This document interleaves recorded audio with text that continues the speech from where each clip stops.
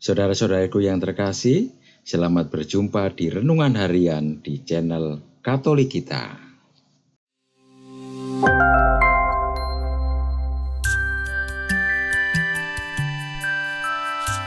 Hari ini, Minggu, 25 Mei 2025, hari Minggu Paskah ke-6.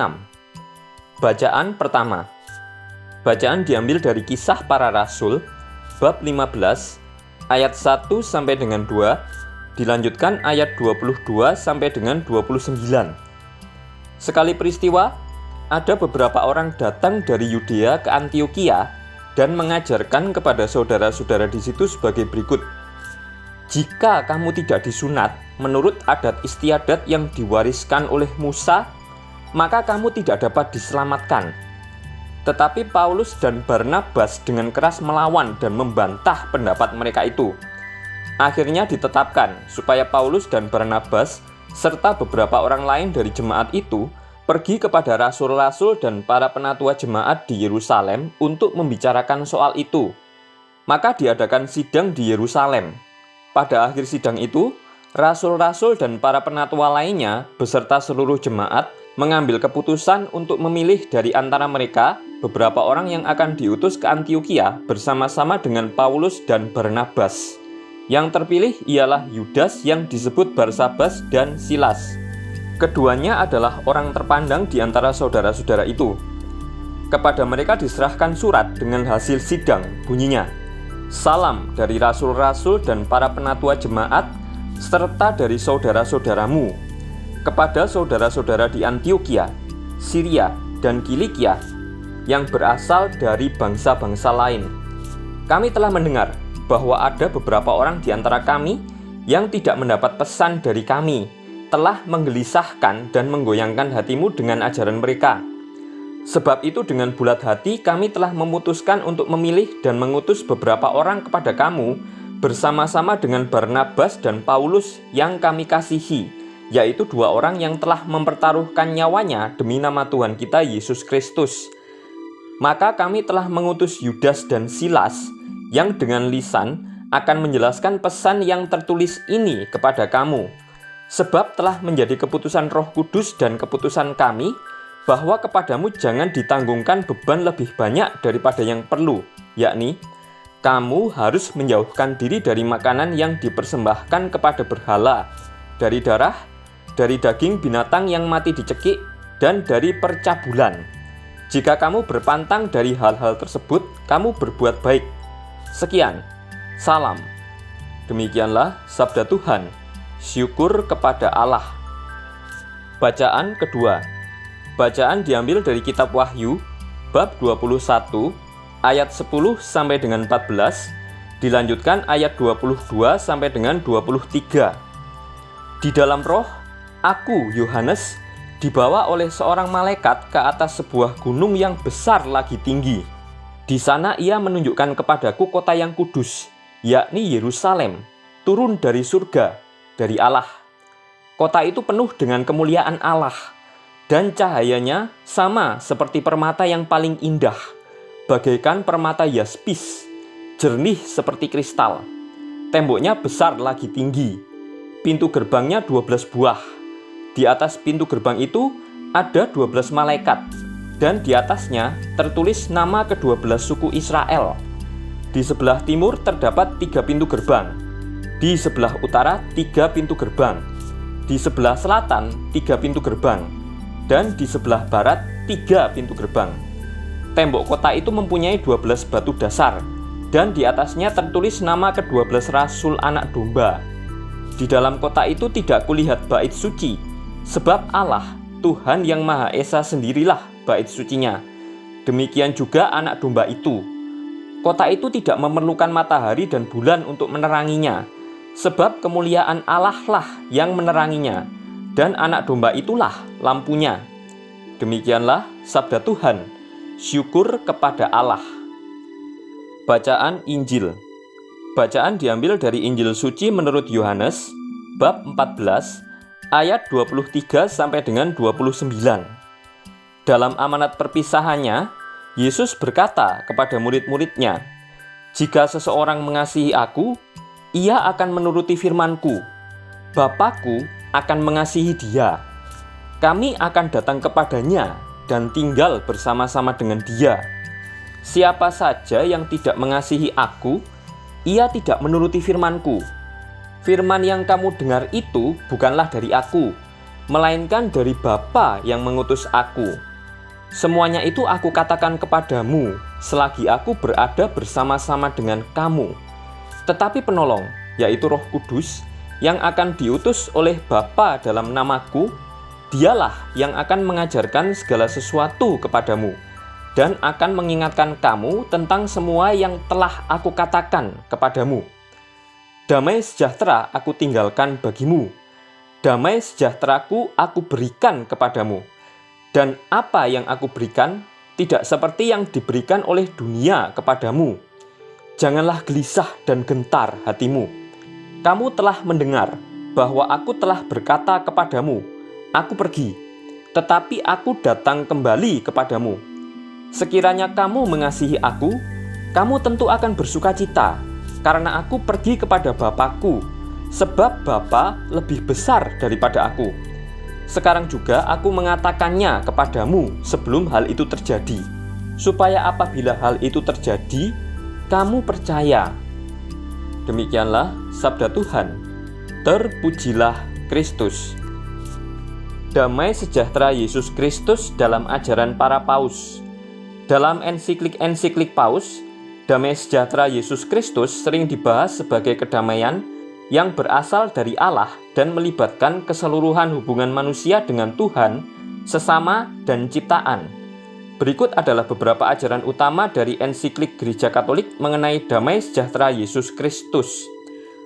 Pacem in terris atau damai di bumi oleh Paus Yohanes ke-23.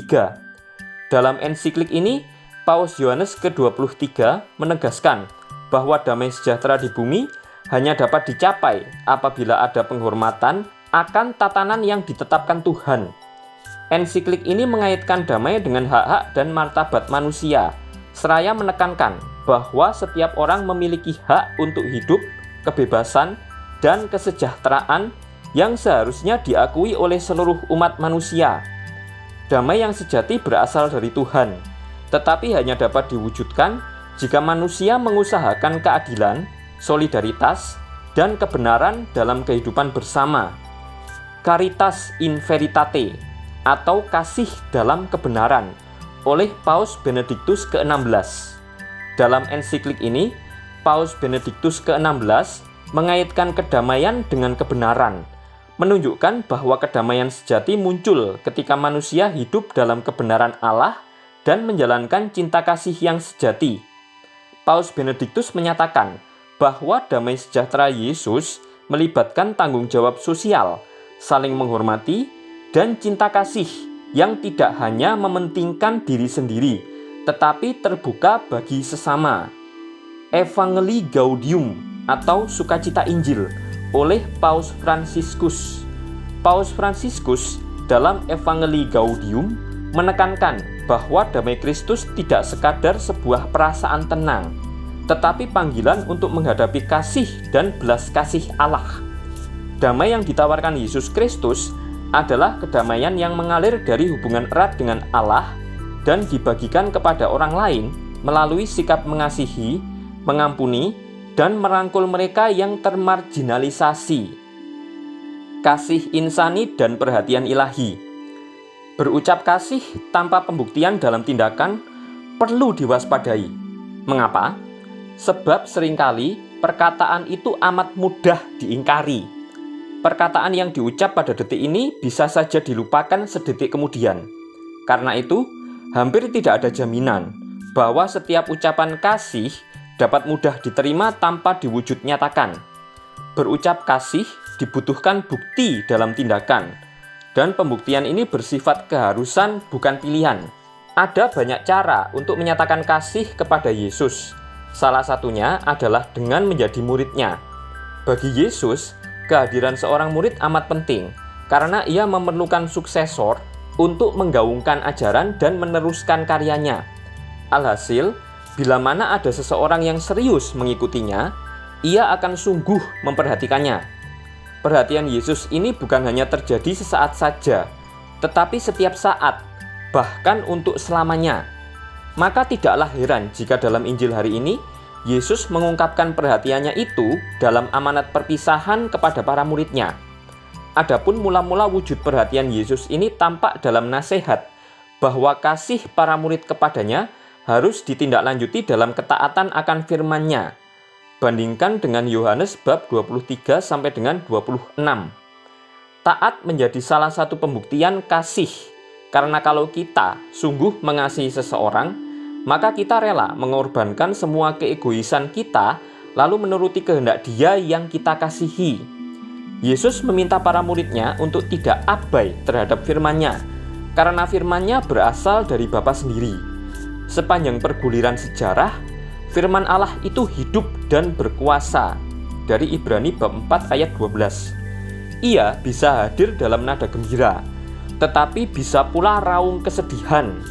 Ia bisa meneguhkan semangat, namun sering juga mengecam keras setiap pelanggaran.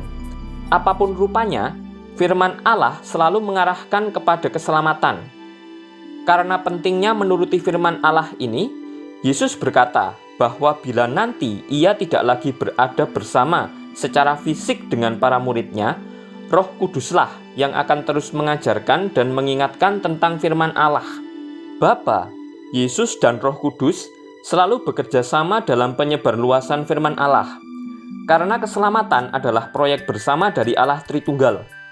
Proyek ini harus dipahami dengan baik oleh semua murid Yesus, agar firman Allah selalu menjadi dasar pertimbangan dan tujuan akhir dari setiap pengambilan keputusan dalam hidup ini. Para rasul, para penatua, dan seluruh jemaat di Yerusalem yang dikisahkan dalam bacaan pertama hari ini kiranya dapat dijadikan teladan akan hal ini. Untuk menghindari pertikaian antar pengikut Yesus, mereka tunduk di bawah tuntunan Roh Kudus, sehingga mereka berhasil memberi keputusan yang tidak membebani dan menyelamatkan. Wujud perhatian Yesus kepada para muridnya juga tampak dalam pemberian damai sejahtera dan hidup kekal. Bandingkan dengan Yohanes bab 27 sampai dengan 29. Bukan seperti dunia yang memberi damai sejahtera yang bersifat fana karena mudah tergerus waktu dan dibatasi ruang. Damai sejahtera yang diberi oleh Yesus itu abadi. Keabadiannya berasal dari inisiatif Yesus sendiri, yang tidak pernah sekalipun menahan curahan belas kasih-Nya bagi para murid-Nya. Yesus selalu menyediakan segala yang terbaik, bukan hanya di kehidupan ini saja, melainkan juga di kehidupan selanjutnya. Kehidupan yang menurut penglihatan Rasul Yohanes dalam bacaan kedua, penuh dengan kemuliaan Allah, dan cahayanya sama seperti permata yang paling indah. Dari Wahyu bab 21 ayat 11. Maka para murid tidak perlu merasa gelisah dan gentar hati karena pilihannya mengikuti Yesus. Pembuktian kasih-Nya kepada Yesus dalam hidup pemuritan telah memiliki ganjaran yang tiada bandingnya, yakni hidup kekal. Karena itu, mari penuhi akal dan hati kita dengan kasih sebagai murid Yesus. Kasih kita bukan hanya sebatas ide, tetapi praktek nyata. Tulisan oleh R.P. Valentino Untung Polomaing Okarm. Marilah kita berdoa. Allah yang Maha Kuasa, bantulah kami agar dengan semangat yang tinggi kami merayakan hari-hari sukacita ini untuk menghormati Tuhan yang bangkit. Semoga apa yang kami kenang dalam perayaan ini senantiasa kami amalkan dalam karya, dengan pengantaraan Tuhan kami, Yesus Kristus, yang hidup dan berkuasa, kini dan sepanjang masa. Amin.